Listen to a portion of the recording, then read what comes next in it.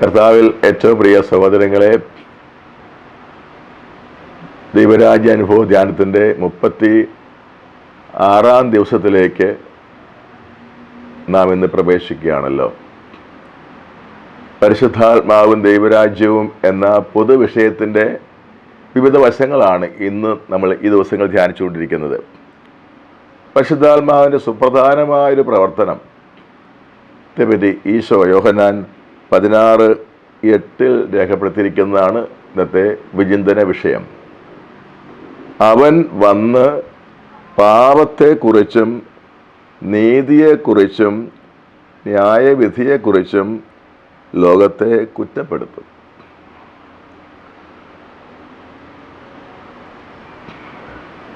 നന്മ തിന്മകളുടെ അറിവിൻ്റെ വൃക്ഷത്തിൽ നിന്ന് നിങ്ങൾ തിന്നരുത് എന്ന് ദൈവമായ കർത്താവ് ആദ്യ മാതാപിതാക്കന്മാർ പറഞ്ഞപ്പോൾ എന്താണ് കർത്താവ് അവിടെ ഉദ്ദേശിച്ചത്?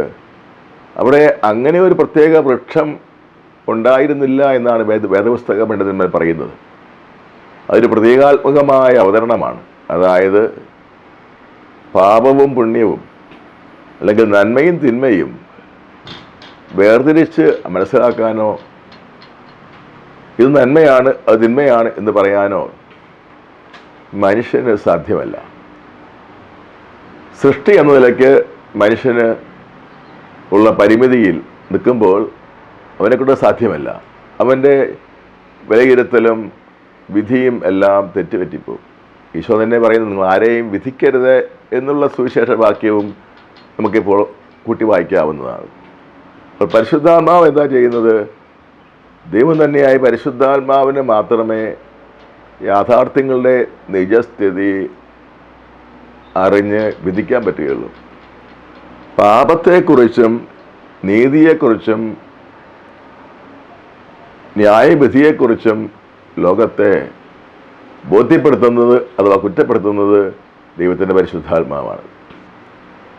12 പീസ് മാർപ്പാപ്പ ഏറെ വിഷമത്തോടെ പറഞ്ഞൊരു വാക്കുണ്ട്, ഈ ആധുനിക ലോകം പാപബോധം നഷ്ടപ്പെട്ട ഒരു ലോകമാണ്.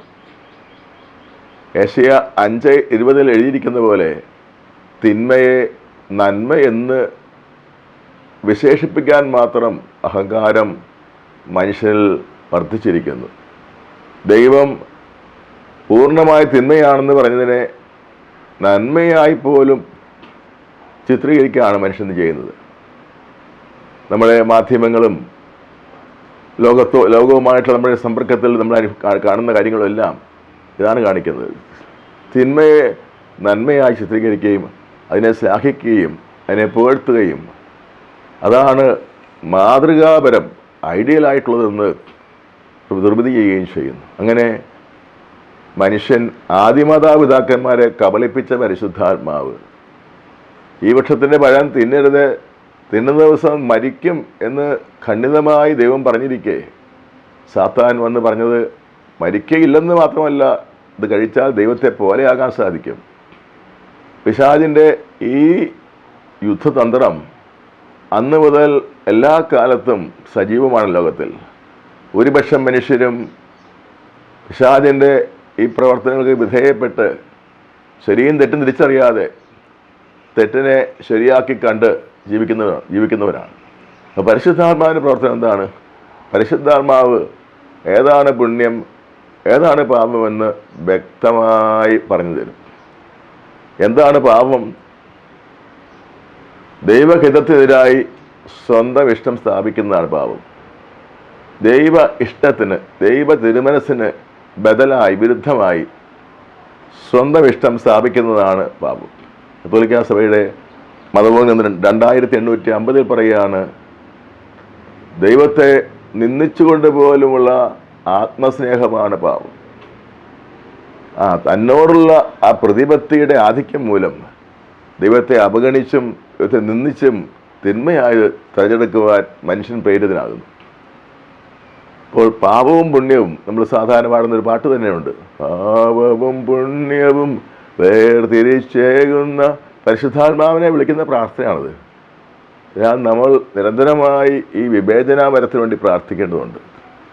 പൗലോസ് അപ്പോസ്തലൻ പറയുന്നുണ്ട്, സ്വർഗത്തിൽ നിന്ന് ഒരു മാലാഖ തന്നെയും പ്രത്യക്ഷപ്പെട്ട് ഞങ്ങൾ പഠിപ്പിച്ച സുവിശേഷത്തിന് വിരുദ്ധമായത് പഠിപ്പിച്ചാൽ അവൻ ശപിക്കപ്പെട്ടവനാകട്ടെ. ഇന്ന് എല്ലാ രംഗത്തും, മതപരമായ രംഗങ്ങളിൽ പോലും സാത്താൻ്റെ ഈ വഞ്ചന തിമർത്താടുന്നുണ്ട്. രക്ഷാകരമല്ലാത്ത, ഈശോ ഉദ്ദേശിക്കാത്ത അർത്ഥങ്ങളും വ്യാഖ്യാനങ്ങളും വിശുദ്ധ ബൈബിളിന് പോലും കൊടുക്കാൻ ഈ ഹൃദയകാഠിന്യം മൂലം, അഹങ്കാരം മൂലം അക്കൂട്ടർ തയ്യാറാകുകയാണ്. യേശുവിൻ്റെ മനസ്സിന് എതിരായ വ്യാഖ്യാനങ്ങൾ അവർ നൽകുന്നു. ഈശോ ഉദ്ദേശിക്കാത്ത, പരിശുദ്ധാത്മാവ് ഉദ്ദേശിക്കാത്ത അർത്ഥതലങ്ങൾ ദൈവവചനത്തിൽ കൊടുക്കാൻ പോലും മനുഷ്യൻ മുതിരുന്നു. ഇത് ഏറ്റവും വലിയ കുറ്റമാണ്. പരിശുദ്ധാത്മാവിന് എതിരായ പാപമാണ്. യേശു ഒരിക്കൽ ഒരു പിശാചബാധനെ സുഖപ്പെടുത്തിയപ്പോൾ കൂടെ നിന്നവർ ദുർവ്യാഖ്യാനം ചെയ്തു അതിനെ. ഇവൻ പിശാചുക്കളുടെ തലവനെ കൊണ്ടല്ലേ ചെയ്യുന്നത്. എന്ത് കുറ്റം പറഞ്ഞാലും ക്ഷമിക്കുന്ന ഈശോ ഇങ്ങനെ പറഞ്ഞപ്പോൾ ഉടനെ പ്രതികരിച്ചു. അവിടുന്ന് പറഞ്ഞു, പരിശുദ്ധാത്മാവിനെതിരായി പറയപ്പെടുന്ന ദൂഷണങ്ങൾ ക്ഷമിക്കപ്പെടുകയില്ല.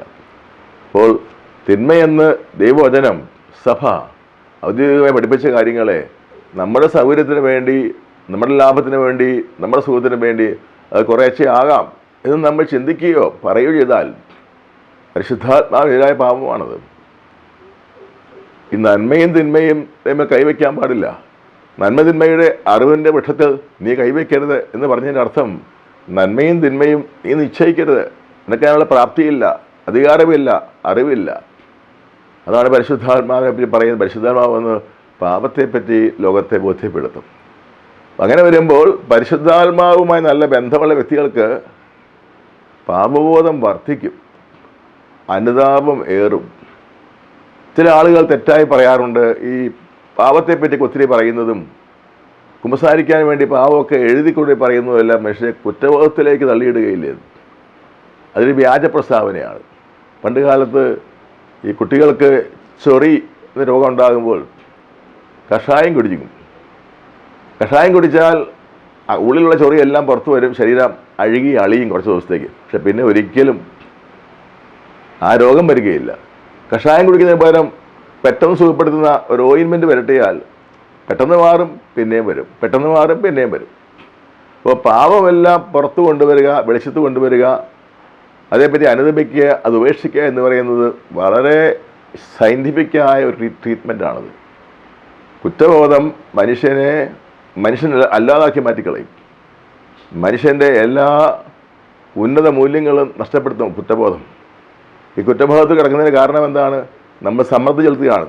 നമ്മൾ പറയാണ് പാപമല്ലത്, നമ്മൾ പറയാണ് പാപമല്ല. അപ്പോൾ ഒരു സംഘർഷമാണ്, ഒരു ആന്തരിക സംഘടനമാണ്. നമ്മുടെ ഉള്ളിൽ പരിശുദ്ധാത്മാ പറയും അത് പാപമാണ്, നമ്മുടെ ബുദ്ധി പറയും അത് പാപമല്ല. അങ്ങോട്ടും ഇങ്ങോട്ടും ഒരു ബലാബലം, അങ്ങോട്ടും ഇങ്ങോട്ടും ഒരു സംഘർഷമുണ്ട്. അതുകൊണ്ടാണ് ഈശോ പറയുന്നത്, ഈ അസ്വസ്ഥതയ്ക്ക് കാരണം പരിശുദ്ധാത്മാവിൻ്റെ പ്രവർത്തനത്തെ വിട്ടുകൊടുക്കാത്തതുകൊണ്ടാണ്. പരിശുദ്ധാത്മാവ് നയിക്കുന്ന വ്യക്തിക്ക് ശരിയും തെറ്റും കൃത്യമായിട്ട് മനസ്സിലാകും.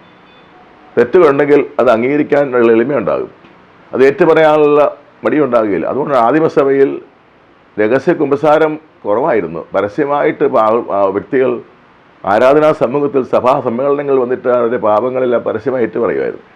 വിശുദ്ധ അഗസ്തീനോസ് പോലും മെത്രാനായതിനു ശേഷം തൻ്റെ ചെറുപ്പകാലത്തെ പാപങ്ങളുടെ എല്ലാം ചരിത്രം എഴുതി എൻ്റെ കുമ്പസാരം, മൈ കൺഫെഷൻ എന്ന പുസ്തകം തന്നെ പ്രസിദ്ധപ്പെടുത്തി അദ്ദേഹത്തിൻ്റെ രൂപതകളിലുള്ളവർക്കെല്ലാം വായിക്കാൻ കൊടുത്തത് എത്രയോ ഹൃദയസ്പർശിയായ സംഭവമാണ്.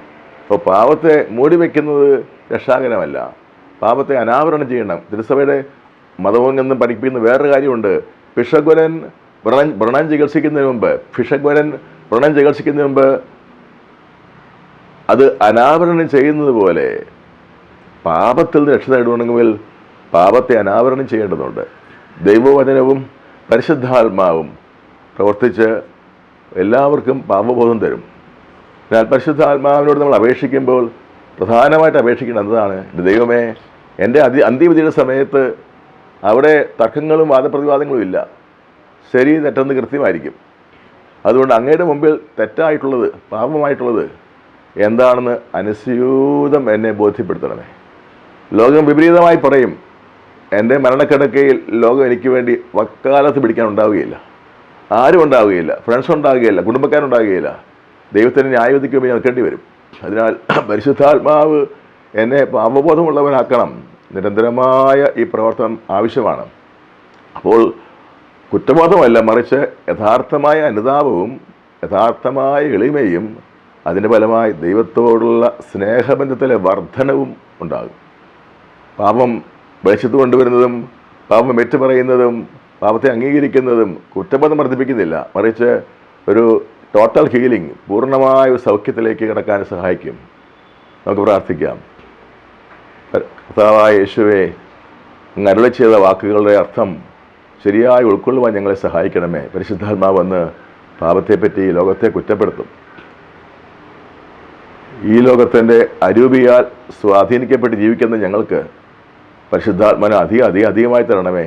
അല്ലെങ്കിൽ ലോകത്തിൻ്റെ വശീകരണ ശക്തിയിൽ ഞങ്ങളും പെട്ട് തിന്മയെ നന്മയായി ഞങ്ങൾ തെറ്റിദ്ധരിക്കുകയും അങ്ങനെ ഞങ്ങൾ അനുദപിക്കാതിരിക്കുകയും തിന്മയുടെ മാർഗത്തിൽ ചരിക്കുകയും അവസാനം നിത്യമായ ശിക്ഷ അനുഭവിക്കുകയും ചെയ്യേണ്ടി വരും. എന്നാൽ ഈശോയെ, പരിശുദ്ധാത്മാവിനെ ഞങ്ങളുടെ മേൽ സമർത്ഥമായിട്ട് അയക്കണമേ. പരിശുദ്ധാത്മാവെ, ഞങ്ങളെ പാപബോധമുള്ളവരും അനുതാപമുള്ളവരുമാക്കുവാൻ ഞങ്ങളുടെ കൂടെ അങ്ങ് വസിക്കുന്നുണ്ടല്ലോ, ഞങ്ങളെ സഹായിക്കണമേ. ആമേൻ. പിതാവിനും പുത്രനും പരിശുദ്ധാത്മാവിന് സ്തുതി, ആദിയിലെ പോലെ ഇപ്പോഴും എപ്പോഴും എന്നേക്കും.